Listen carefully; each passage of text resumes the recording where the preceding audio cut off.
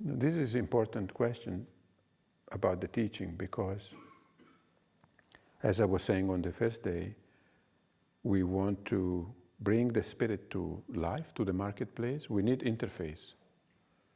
We need a functioning relational capacity which the ego gives us. So we need the ego to be able to represent us. So we need the ego to be informed.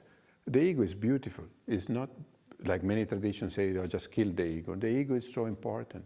But we got confused. We got told, you should be like this, you shouldn't be like that. Rather than now the ego can be enlightened and say, you are an amazing human being. You have this, and the ego falls in love. Like I was saying, when I tell the truth, my ego is cheering after. My ego is saying, wow, I did it. It didn't do it. I did. The real self did it. But the ego gets so excited. So the ego is like in that story that the master is going away and leaves the servant at home. And the servant is cleaning the house, is staying, and then one day, forgetting the master is passing so long, so the servant moves into the entry of the house.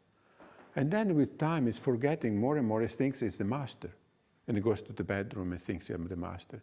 And then one day the master is coming back, and the ego remembers its position. And it's really the servant is like bowing down to the self. So the ego then is going around, in the Islamic, in the Sufi, they talk about Abdullah. It's the servant of Allah, the servant of God. So he's going around preparing for the real one to show up. So is the agent, psychologically speaking, is our capacity to be honest and not being arrested.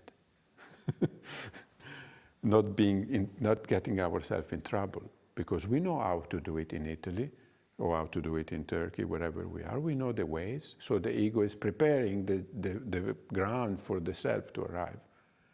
And the self can survive in different countries with different rules, different expectations, without forgetting that the master is there. And it's only serving. So the place of the ego, and the superego gets integrated.